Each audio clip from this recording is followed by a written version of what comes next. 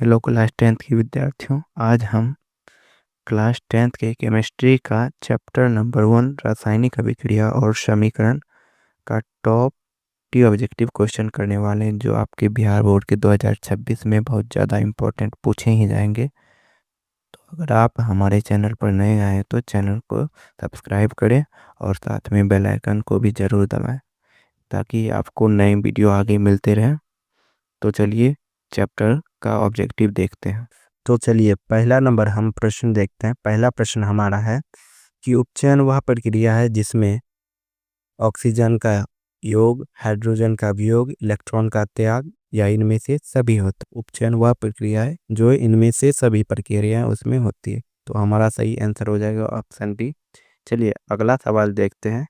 अगला प्रश्न हमारा है कि निम्नलिखित में कौन सा पदार्थ बिना ज्वाला के जलता है। तो ऑप्शन है हमारा मोमबत्ती, मीथेन गैस, किरोसिन या कोयला। तो कौन सा पदार्थ बिना ज्वाला के जलता है, तो वो हमारा सही आंसर हो जाएगा कोयला। हमारा सही आंसर क्या हो जाएगा? कोयला। अगला सवाल देखते हैं। अगला सवाल हमारा है अभिक्रिया जिसमें आयनों का आदान प्रदान होता है तो कैसी अभिक्रिया कहलाती है? जिसमें आयनों का आदान प्रदान होता है, तो याद रखिएगा जिसमें आयनों का आदान प्रदान होता है वो हमारी द्विविस्थापन अभिक्रिया कहलाती है। वो हमारी द्विविस्थापन अभिक्रियाएं कहलाती है। अगला प्रश्न हम देखते हैं। अगला प्रश्न है हमारा निम्नलिखित में कौन सा समीकरण संतुलित नहीं है। तो ये समीकरण संतुलन का नियम आप सबों को पता होना चाहिए, तभी ये सवाल आपसे बनेगा। तो चलिए हमारा तो इनमें देखते हैं तो कौन सा समीकरण संतुलित नहीं है। तो हमारा समीकरण ऑप्शन डी नंबर संतुलित नहीं है। हमारा ऑप्शन डी संतुलित नहीं है। PbNO3 2 equal to PbO plus NO2 plus O2। चलिए अगला सवाल देखते।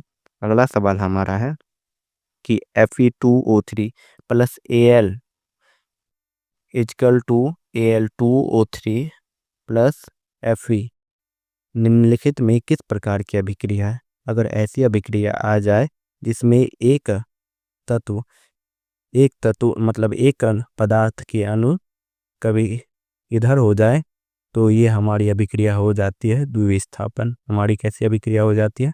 द्विविस्थापन। ये हमारी अभिक्रिया हो जाती है द्विविस्थापन। तो क्या हो जाएगा आंसर हमारा? द्विविस्थापन।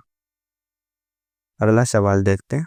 अगला सवाल हमारा है कि अभिक्रिया CaO plus H2O equal to CaOH का होल 2। जैसे अगर दो प्रोडक्ट जुड़ के एक प्रोडक्ट बनाए तो याद रखिएगा हमारा वो हो जाता है संयोजन अभिक्रिया। दो दो अगर हमारा रिएक्टेंट जुड़कर एक प्रोडक्ट बनाए तो वो हमारा हो जाएगा संयोजन अभिक्रिया। चलिए अगला सवाल देखते हैं। निम्नलिखित में कौन सा एकल विस्थापन प्रक्रिया अभिक्रिया प्रदर्शित करता है, मतलब विस्थापन अभिक्रिया प्रदर्शित करता है?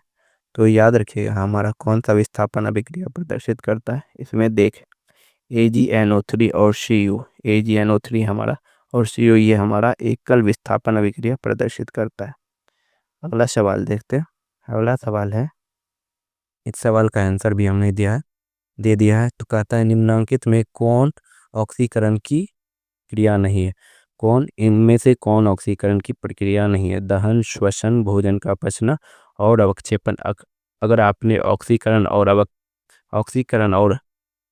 हाँ क्या कहते हैं ऑक्सीकरण और अवकरण की प्रक्रिया पढ़ी होगी तो उसमें बताया गया होगा कि भोजन का पचना जो एक प्रकार की जो होती है ना, ये एक ऑक्सीकरण अभिक्रिया है और ये हमारा श्वसन भी एक ऑक्सीकरण अभिक्रिया है। तो हमारा पूछ रहा है कि कौन ऑक्सीकरण अभिक्रिया नहीं है, तो हमारा सही आंसर हो जाएगा अवक्षेपण। अगला सवाल देखते हैं। अगला सवाल है हमारा निम्न में कौन विस्थापन अभिक्रिया का उदाहरण है? अधिकतर सवाल आ रहा है विस्थापन अभिक्रिया से, तो इसको जरूर देख लीजिएगा। तो विस्थापन अभिक्रिया का एक उदाहरण, विस्थापन अभिक्रिया में पहला हमारा हो जाएगा ये विघटन अभिक्रिया CO3 CaO प्लस C2, क्योंकि इसमें एक रिएक्टेंट टूटकर दो प्रोडक्ट में डिवाइड हो रहे हैं। वैसे ही हमारा हो गया बी संयोजन अभिक्रिया, और सी हमारा हो गया द्विविस्थापन अभिक्रिया, और हमारा डी हो गया एकल विस्थापन अभिक्रिया। हमारा आंसर हो जाएगा डी एकल विस्थापन अभिक्रिया, NaOH plus HCl NaCl H2O। चलिए अगला प्रश्न देखते हैं। अगला प्रश्न है हमारा रासायनिक अभिक्रिया में भाग लेने वाले पदार्थ को क्या कहा जाता है? रिएक्टेंट मतलब क्या कहा जाता है? रासायनिक अभिक्रिया में भाग लेने वाले पदार्थ को अभिकारक। चलिए अगला प्रश्न देखते हैं। अगला प्रश्न हमारा है समीकरण H2 प्लस O2 मिलकर H2O बनाता है, ये कैसी अभिक्रिया है? ये हमारा दो अभिकारक जुड़कर अगर एक प्रतिफल बनाए तो ये हमारा संयोजन अभिक्रिया हो जाएगा। तो ऑप्शन ए हमारा सही है, संयोजन अभिक्रिया। चलिए अगला सवाल देखते हैं। जब किसी अभिक्रिया के समय किसी पदार्थ में ऑक्सीजन की वृद्धि हुई, अगर ऑक्सीजन का किसी पदार्थ में वृद्धि हुआ तो वो हमारा क्या हो जाएगा? ऑक्सीकरण या उपचयन। वो हमारा ऑप्शन हो जाएगा ऑक्सीकरण या उपचयन। चलिए अगला प्रश्न देखते हैं। अगला प्रश्न हमारा क्या है? ये हम प्रश्न शायद पहले भी आ चुका है। ये प्रश्न का आंसर हमारा बताइए क्या होगा, कमेंट कीजिए। ये इसका क्या आंसर हो जाएगा? तो इसका आंसर हमारा हो जाएगा द्विविस्थापन अभिक्रिया। क्या होगा? आयनों का आदान प्रदान हो रहा है, इसीलिए द्विविस्थापन अभिक्रिया। चलिए अगला प्रश्न देखते हैं। अगला प्रश्न हमारा है कि रासायनिक अभिक्रिया के दौरान किसी पदार्थ में ऑक्सीजन का ह्रास, अगर ऑक्सीजन की हानि हो रही तो हमारा क्या होता है? हम बोले अगर ऑक्सीजन का वृद्धि हुआ तो उपचयन या ऑक्सीकरण, अगर ऑक्सीजन का ह्रास हुआ मतलब हानि हुआ तो वो हमारा हो जाएगा अपचयन। क्या हो जाएगा हमारा? अपचयन, ठीक, या अवकरण। तो हमारा ऑप्शन हो जाएगा बी अपचयन। चलिए अगला सवाल देखते हैं। अगला सवाल हमारा है कि एक भूरे रंग का चमकदार तत्व X को वायु की उपस्थिति में गर्म किया जाता है और वह काले रंग का हो जाता है। तत्व X का नाम बताएं। ये 2018 में पूछा गया प्रश्न, और ये प्रश्न बहुत ही फेमस प्रश्न है। चलिए तो इसका आंसर हमारा याद रखिएगा कॉपर हो जाएगा। अगर गर्म करने पर भूरा से काला रंग हो जाए तो ये हमारा आंसर क्या हो जाएगा? कॉपर, सी। चलिए अगला प्रश्न देखते हैं। कहता है कि नीचे दी गई अभिक्रिया के संबंध में कौन सा कथन सही है? देखिए ये एक अभिक्रिया दिया हुआ है, ये एक हमारा अभिक्रिया दिया है, और ये पूछ रहा है कौन सा कथन सत्य है। चलिए देखते हैं कौन सा कथन सत्य है। कह रहा है कि ZnO plus ZnC plus CO, ये गलती से टाइप हो गया होगा, हमको लग रहा है क्या ZnO प्लस C होगा सिर्फ यहाँ, और इक्वल टू होगा हमको लग रहा है। ठीक है, उसको सही कर लीजिएगा। यहाँ ZnO plus C equal to हो जाएगा। तो इसमें याद रखिएगा, याद देख के बनाइएगा। तो इसमें कौन उपचयित हो रहा है? उपचयन और अपचयन मतलब एक बार अभिकारक को देखिए और प्रतिफल की ओर देखिए। अभिकारक में जिसमें ऑक्सीजन जुट रहा है वो उपचयित हो रहा है। देखिए कार्बन में ऑक्सीजन जुटा तो कार्बन क्या हो रहा है? हमारा उपचयित हो रहा है। तो हमारा ऑप्शन हो जाएगा कार्बन उपचयित हो रहा है। अगला सवाल देखते हैं। जब मैग्नीशियम फीते को जलाया जाता है, याद रखिएगा जब मैग्नीशियम फीते को जलाया जाता है तो इससे चमकीला उजले रंग का धुआं निकलता है। चमकीला उजले जैसा धुआं निकलता है। ठीक है, अगला सवाल देखते हैं। अगला सवाल हमारा हो गया फिर ये किस प्रकार की अभिक्रिया है? तो आयनों का आदान प्रदान हो रहा है, तो याद रखिएगा ये द्विविस्थापन अभिक्रिया है। ठीक, एक बार आप सब विस्थापन अभिक्रिया को जरूर देख लें। ठीक है, हम कहते हैं कि सभी अभिक्रिया को देख ले, उसी से ज़्यादा प्रश्न आते हैं। चलिए अगला प्रश्न हमारा देखते हैं, प्रश्न नंबर 19। प्रश्न नंबर 19 कह रहा है कि Na2SO4 equal to BaCl2 plus BaCl2 equal to BaSO4 plus 2NaCl, ये किस प्रकार की अभिक्रिया? इसमें भी आयनों का आदान प्रदान हो रहा है। तो याद ये भी हमारा कैसा अभिक्रिया हो जाएगा? द्विविस्थापन। चलिए अगला प्रश्न है में किसका उपचयन हो रहा है, एक बार अभिकारक को देखिए। और इसमें पूछ रहा है किसका, क्या पूछ रहा है, किसका अपचयन हो रहा है, अपचयन, एक सॉरी, किसका पूछ रहा है, किसका अपचयन हो रहा है। देखिए अपचयन मतलब हो गया हमारा अवकरण। देखिए कॉपर, कॉपर ऑक्साइड का हमारा क्या हो रहा है, अपचयन। चलिए कॉपर ऑक्साइड का हमारा क्या हो रहा है, अपचयन। अगला सवाल देखते हैं। इसमें पूछा किसका अपचयन हो रहा है, तो कॉपर ऑक्साइड का हमारा अपचयन हो रहा है। अगला प्रश्न देखते हैं हम। 21 नंबर प्रश्न हमारा है कि साग सब्जियों के विघटित होकर कंपोस्ट बनना, ये किस प्रकार की अभिक्रिया है। ये पूछ रहा है उष्माशोषी, उष्माक्षेपी, उभयगामी या प्रतिस्थापन अभिक्रिया, ये कैसी अभिक्रिया है। कह रहा है साग सब्जी विघटित होकर कंपोस्ट जब बनाते, तो याद रखिएगा हमारा ये उष्माक्षेपी अभिक्रिया है, ये हमारा उष्माक्षेपी अभिक्रिया है। अगला प्रश्न देखते हैं। अगला प्रश्न हमारा है अभिक्रिया, अभिक्रिया CaO plus H2 is equal to Cu+H2O किस प्रकार की अभिक्रिया है। तो इसमें याद रखिए ये हमारा हो गया कैसी अभिक्रिया, ऑक्सीजन का योग हो रहा है, हाइड्रोजन का वियोग भी हो रहा है, तो ये हमारा हो गया रेडॉक्स अभिक्रिया। ये हमारा कैसा हो गया, रेडॉक्स अभिक्रिया। लेकिन ऑप्शन में रेडॉक्स अभिक्रिया ही नहीं है, तो ये ऑप्शन के हिसाब से हमारा ये हो जाएगा विस्थापन अभिक्रिया। क्या हो जाएगा, विस्थापन अभिक्रिया। चलिए अगला प्रश्न देखते हैं। श्वसन कैसी रासायनिक अभिक्रिया है। श्वसन में हम ऊष्मा लेते हैं या ऊष्मा छोड़ते हैं, दोनों काम किया जाता है। तो याद रखिएगा श्वसन में ऊष्मा की हानि होती, तो श्वसन क्या है, एक ऊष्माक्षेपी अभिक्रिया। श्वसन एक ऊष्माक्षेपी अभिक्रिया है। ठीक। अगला सवाल 24 नंबर का आता है समीकरण CaCO3, मतलब इसमें दिया एक अभिकारक और दो प्रतिफल, तो ये हमारा याद रखिएगा विघटन अभिक्रिया, जिसमें एक अभिकारक टूटकर दो अणु में डिवाइड हो जाए तो वो हमारा हो जाएगा वियोजन या विघटन अभिक्रिया। अगला सवाल देखते हैं। तो अभिक्रिया से ज़्यादा सवाल आते हैं, अभिक्रिया को एक बार ज़रूर अच्छे से रीडिंग दे दीजिएगा। तो 25 नंबर सवाल कह रहा है कि कैसी अभिक्रिया है, तो इसमें भी हमारा हो जाएगा क्योंकि दो अभिकारक जुड़कर एक बनाए, तो जब जो दो जुड़े तो संयोजन की बात होगी। लेकिन यहाँ संयोजन ऑप्शन में नहीं है, तो हमारा ऑप्शन के अनुसार ऑक्सीजन जुड़ रहा है तो क्या हो जाएगा, ऑक्सीजन जुड़ रहा है तो हमारा हो जाएगा ऑक्सीकरण। ठीक है। चलिए अगला सवाल देखते हैं। अगला सवाल है हमारा है निम्नलिखित में कौन अवकारक है। अवकारक मतलब जिसमें क्या होता है, हाइड्रोजन का योग और ऑक्सीजन का वियोग। तो याद रखिएगा हमारा आंसर हो जाएगा H2। इसमें हाइड्रोजन ही जुड़ा हुआ है, H2 H और H दो को जुड़ा। ठीक। अगला है निम्नलिखित में कौन ऑक्सीकारक है। तो ऑक्सीकारक हमारा कौन सा हो जाएगा,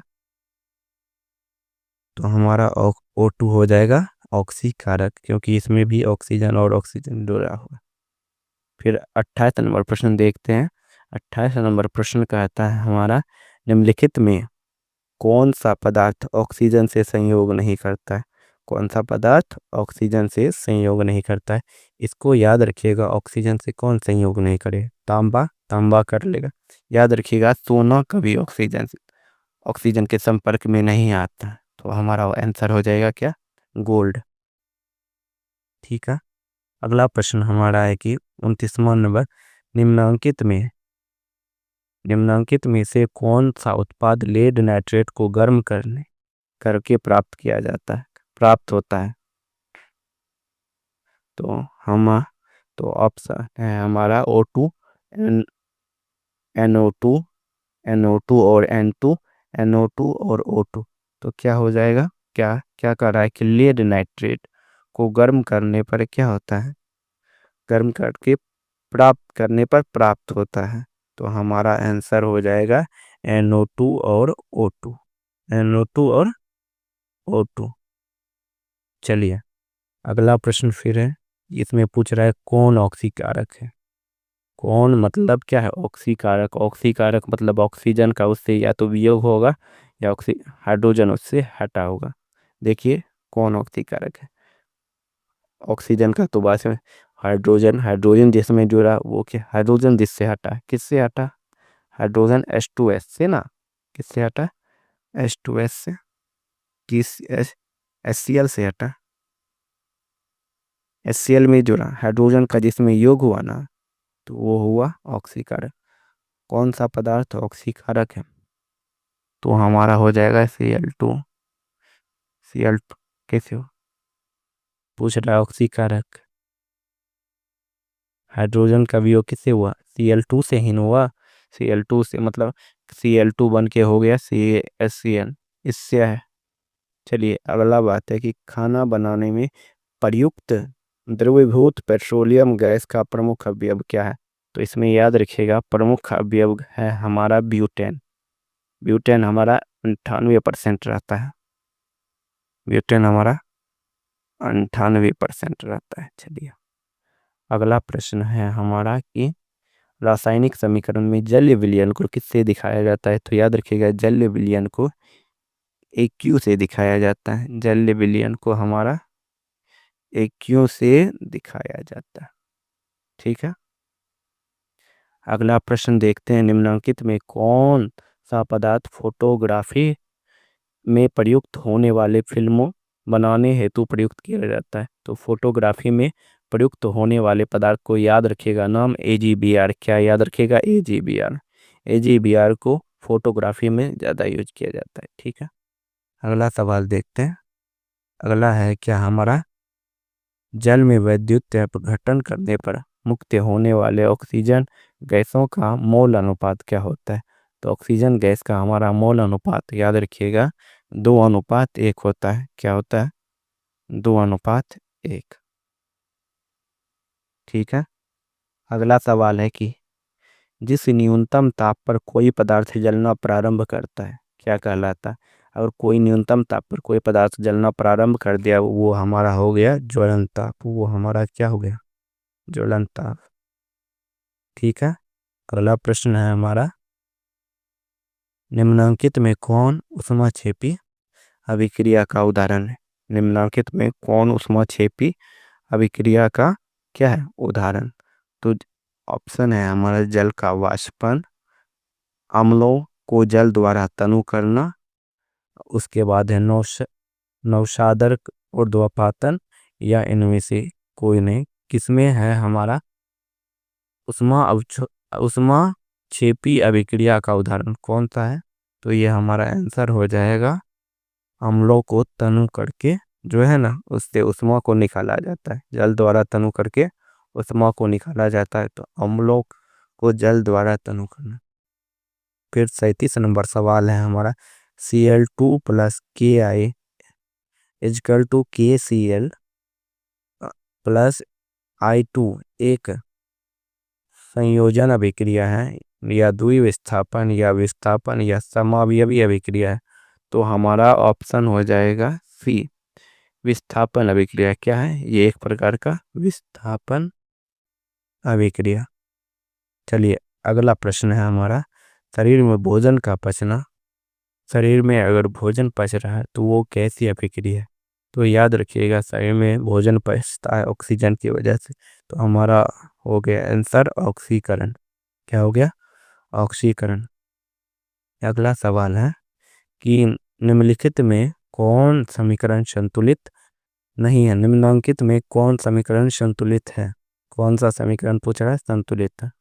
तो संतुलन हमने पहले भी, अगर आपने समीकरण संतुलन का नियम नहीं पढ़ा तो इसको पढ़ लीजिए जाके, तभी ये सवाल आपका बनेगा। ठीक है, तो इसमें कौन सा है समीकरण संतुलित? तो हमारा समीकरण संतुलित हो गया option B, NH4NO2 equal to N2 plus 2H2। तो हमारा ऑप्शन बी बिल्कुल सही है।